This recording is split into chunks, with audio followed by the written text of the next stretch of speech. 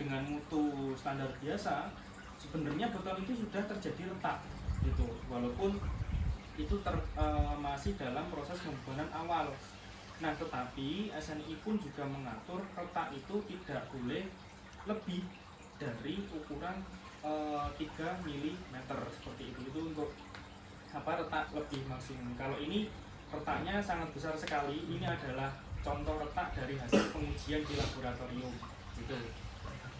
Monggo Pak Topa. Ini sebelum saya lanjut, saya baca untuk tanya fungsinya ataupun contoh. Oh iya. Lagi.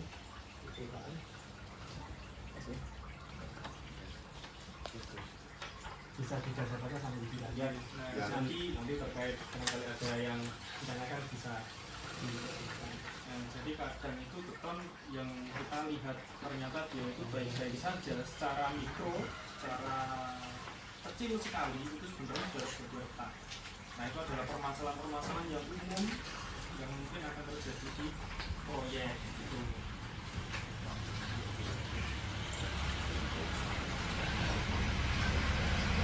Dari proses itu bisa kalian lihat ataupun sama pelajari terkait contoh retak yang ada di dunia profesi. Jadi mulai dari materialnya, terus kemudian terkait bagaimana anikapannya gitu. Saya lanjut lagi. Ini ada contoh video. Saya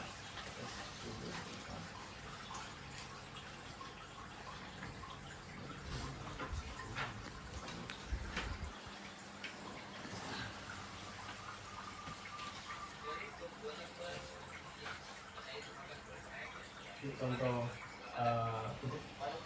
kejadian di lapangan, ada balok yang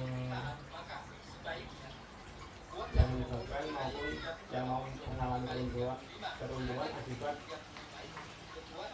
produk tersebut. Jadi contoh perjalanan nyata yang bisa dikatakan fatal, jadi mengarah ke arah itu, jadi harus diantisipasi untuk contoh yang itu. Ini saya lanjut untuk slide yang selanjutnya. Arah sini, jadi terkait produk jenis apa yang sering dijumpai di lapangan. Ini mungkin teman-teman yang sudah mengalami, jadinya siapa ya kalau mungkin Mas Adi yang sudah banyak mengalami di sini, atau Mas Agus ya. Maksudnya banyak yang apa kan kayak retak seratu, retak garis kan banyak kalau di dunia depan.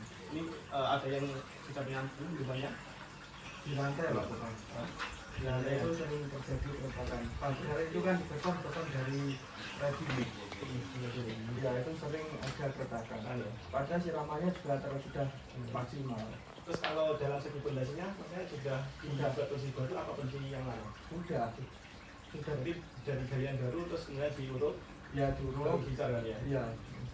Padahal itu lantainya sudah ada ulangannya Werner, beton tetap apa? Tetap beton. Kadang dalam segi tanduran, kemudian dalam segi hayangnya kadang bisa lah nih. Iya, sangat sering seperti itu. Dan itu pas pada saat baru atau sudah lama kejadian retaknya? Mungkin sekitar 2 minggu setelah pengecoran, Mas. 2 minggu setelah pengecoran. Kalau 2 minggu setelah pengecoran itu kan dalam usia masih berarti 14 hari ya. Padahal beton itu masak atau itu matang itu usia normalnya mencapai 90% itu adalah di 28 hari ya. Setelah dia nanti bisa bisa dilakukan pembebanan ya. Nah, kemungkinan retak itu terjadi ya tadi yang disebut Pak Topa tadi yang disebut sebagai mungkin campuran juga kurang sesuai ya. Tapi kembalikan lagi, kita belinya dari ready mix nih ya. Masih retak gitu ya. Nah, jadi itu bisa kita lakukan analisis, itu biasanya ada berbagai sumber juga. Jadi bisa dari misalkan dari pengaruh suhu cuaca, itu sangat pengaruh sekali karena mau bagaimanapun beton itu sifatnya dia itu sangat panas ketika dia itu masih dalam kondisi segar gitu, masih dalam kondisi basah gitu. Nah, sedangkan kita itu kadang ya terutama di iklim tropis dan kadang itu sangat lembab, terus kadang juga panas. Nah, maka dari itu kadang kadang itu juga ada perawatan yang dinamakan sebagai curing. Nah, curing ini biasanya dilakukan pembasahan karena kita konteksnya di lapangan. Kalau misalkan di laboratorium itu betulnya kita masukkan ke dalam kolam. Nah, tapi di lapangan kan kadang juga nggak bisa seperti itu. Nah, ini salah satu juga problem gitu Pak Sofa. Ya, mungkin nanti juga kita lebih dalami lah gitu. Monggo lanjut.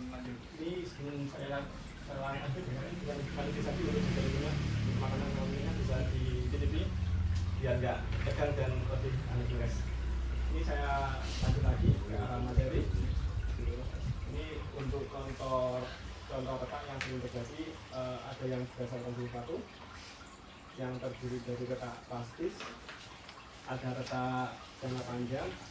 Jadi untuk misalnya ada seperti ini, jadi ada yang belum terus, terus kemudian lagi ada retak jangka panjang yang mengakibatkan susut, penyebaran dan perlindungan. Nah, ini yang saya ceritakan tadi, jadi lebih kepada lingkungan. Jadi memang karena dia masih basah, itu kan proses peningkatan dia. Dari peningkatan itu dia itu karena faktor lingkungan, terutama yang sering terjadi pas pada saat kalau misalkan bangunan gedung itu lantai paling atas yang sering kena terik matahari langsung, dan juga mungkin kalau di jalan itu perkerasan kabut, rigid pavement itu sering sekali retak rambut, terus retak banyak sekali. Nah, fenomena-fenomena itu kadang itu pihak dari pelaksana itu bisa menghaluskan terus, dan mungkin bisa dilakukan grouting dan sebagainya. Nah, tetapi terkadang itu harus kita perhitungkan juga, sebenarnya beton itu sudah terjadi setting, sudah terjadi ikatan. Nah, kalau misalkan kita goyang itu justru akan terganggu, kadang seperti itu. Nah, mungkin harus kita lakukan juga sebuah pendetailan juga, pengamatan secara menyeluruh, nanti pengatasannya secara bergamblangnya bagaimana. Nah, nanti coba kita lakukan analisis gitu. Kalau yang struktural ini yang dia karena beban akhirnya beton itu pecah terus. Nah, ini berdasarkan pola ini, jadi letaknya itu modelnya bagaimana, apakah lentur atau geser atau itu acak.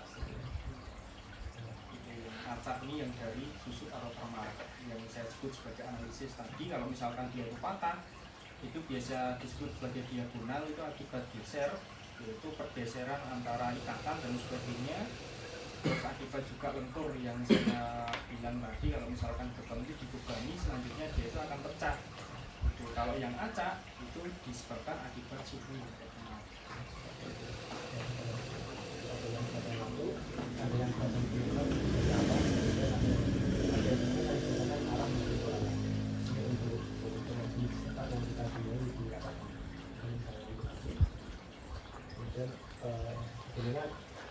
Sebenarnya tak dapat terjadi, belum ada yang sudah mengalaminya.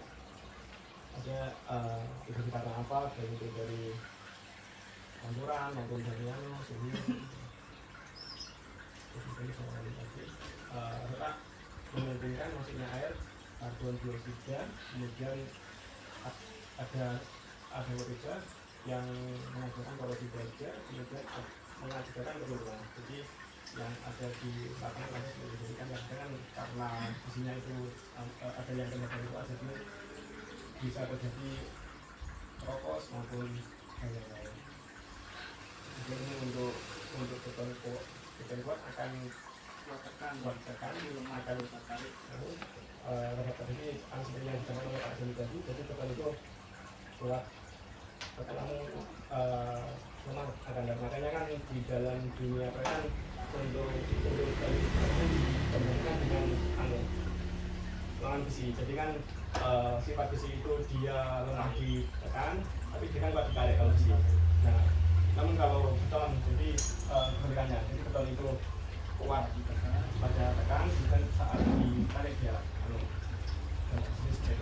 kayak kombinasikan. Dari dua kombinasi tadi itu biasa kalau di konstruksi disebut sebagai material komposit. Jadi betonnya yang kuat terhadap tekan, bajanya itu kuat terhadap tarik. Nah, tetapi karena ada fenomena retak tadi, korosi atau baja tulangan yaitu sangat rentan kalau misalkan akan terjadi korosi. Nah, karena sifat baja sendiri yang seperti itu. Nah, apalagi kalau misalkan retak itu dia itu sudah masuk ke bagian tulangan. Nah, secara tidak langsung beton itu akan bekerja sebagai kalau misalkan baja atau besi itu sebagai pelapisnya. Jadi kalau misalkan kita lihat secara umum gitu, baja atau besi itu biasanya kita cat. Nah, secara tidak langsung beton itu juga sebagai pelapisnya supaya tidak terjadi retak, karat.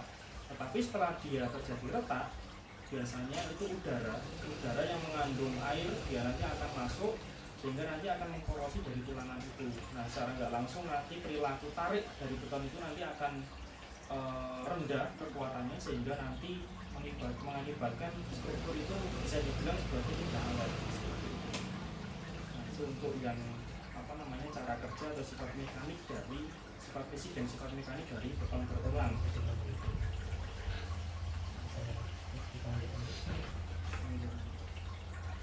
Untuk apa dampak terhadap kondisi?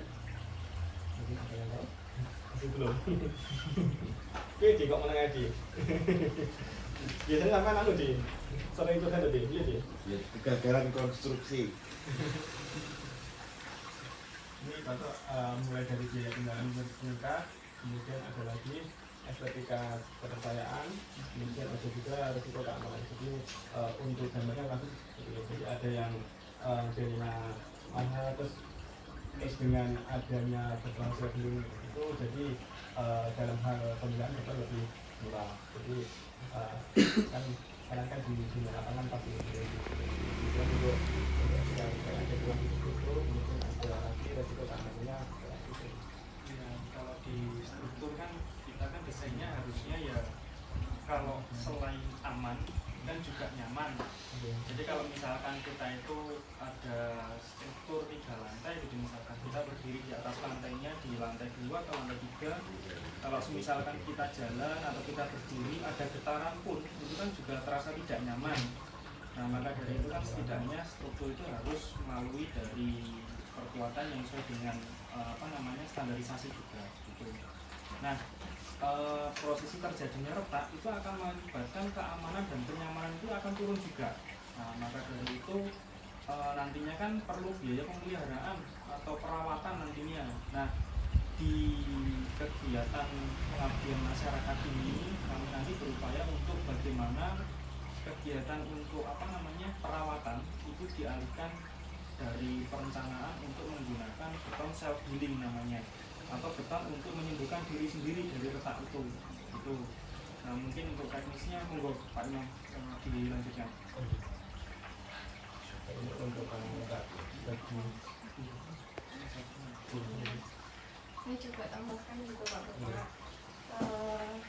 Tadi sudah banyak dijelaskan oleh Pak Zili sama Pak Taufan terkait retak. Saya rasa dengan penyampaian Pak Zili sama Pak Taufan cukup membuka pemahaman kita untuk jadi kehadiran saya Pak Zili sama Pak Taufan tidak bermaksud menggurui Bapak-bapak di sini, cuma berbagi informasi.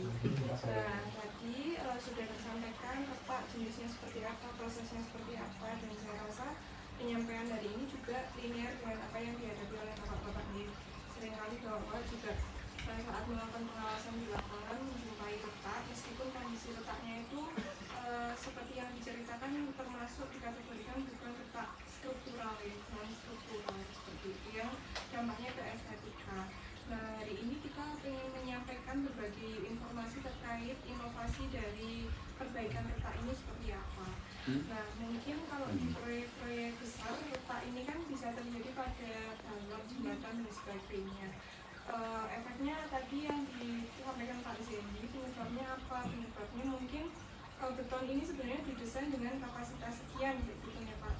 Tapi ternyata katakanlah di jalan, jembatan dan sebagainya, beton ini biasanya didesain untuk kapasitas hanya dilalui lalu lintas harian rata-ratanya berapa. Ternyata akibat dari alih fungsi jalan dan sebagainya jadinya lebih banyak, lebih padat jalannya, akhirnya berdampak ke strukturnya, terjadi retak yang non struktural. Terus itu salah satu penyebabnya. Nah, di sini kami ingin berbagi informasi. Salah satu inovasi yang bisa dikembangkan dari perbaikan retak ini ada namanya beton self healing. Healing biasanya udah kita serap ya Pak, kata-kata healing. Biasanya istrinya minta itu healing ya gitu. Karena istrinya minta gitu. Healing itu menyembuhkan. Jadi mungkin istri-istrinya ini biasanya stres mbak. Oh iya, maksudnya istrinya ini biasanya ngajak healing. Ngilangi stres malah Stres lalu. Istrinya gak stres malah bapak istri stres.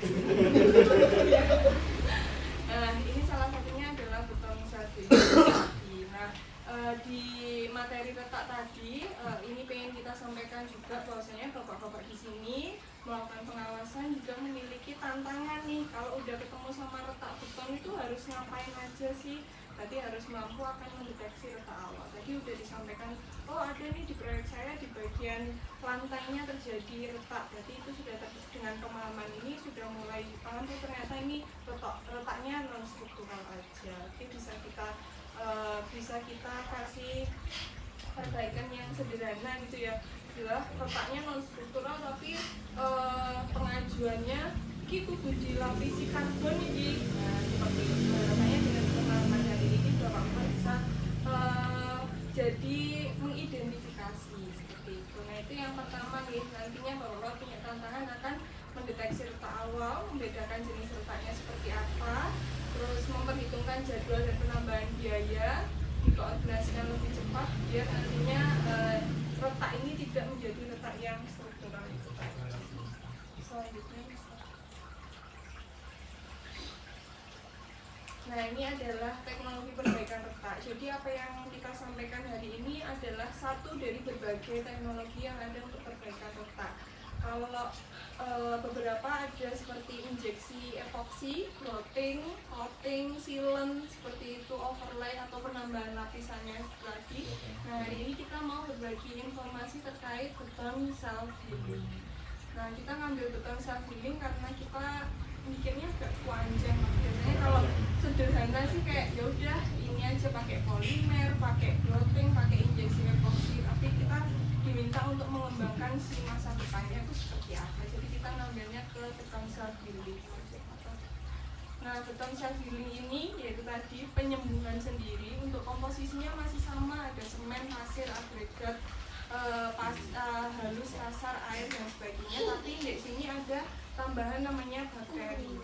Nah, bakteri ini bisa muncul dari berbagai bahan ya. Kemarin kita cari itu ada di teman kita juga ada yang menemukan bakterinya itu bisa dihasilkan dari limbah ampas tahu. Nah, itu ada ternyata ada bakterinya. Terus ada juga dari cangkang telur. Cangkang telur itu juga bisa muncul bakterinya. Jadi kalau beton self healing ini itu campurannya masih sama, yaitu semen, agregat sama air, tapi nanti ada tambahan yaitu penambahan bakteri. Nah, penambahan bakteri ini, jadi kalau tadi disebutkan Pak Zendi, kalau perbaikan retak itu kan biasanya setelah retak baru diperbaiki gitu ya Pak. Nah, kita ada di posisi perencanaannya. Jadi kita nge-mix, ngedesain tuh ini kita tambahkan bakterinya. Jadi nanti ketika struktur itu terjadi retak, kalau retak tadi kan Pak Zendi bilangnya ada udara yang masuk nih. Nah, udara itu kan mengandung oksigen, air dan sebagainya. Nah, dia si bakterinya ini kalau kena si udara atau oksigen tadi langsung hidup. Jadi kita nggak perlu worry lagi untuk kita apa lagi, ya udah dia akan sembuh sendiri. Jadi kita nggak usah mikirin itu, bakterinya akan hidup sendiri. Gitu nggak? Nah, prosesnya seperti yang ada di kertas ya Bapak yang ada di sebelah kirinya ini. Dari sebelah kirinya ini bisa dibaca bahwasanya campurannya itu ditambahkan bakteri. Nah, bakteri nanti kalau kena si udara nanti akan menutup retakannya menjadi kalsium karbonat atau batu campur. Nah, ini gambarannya.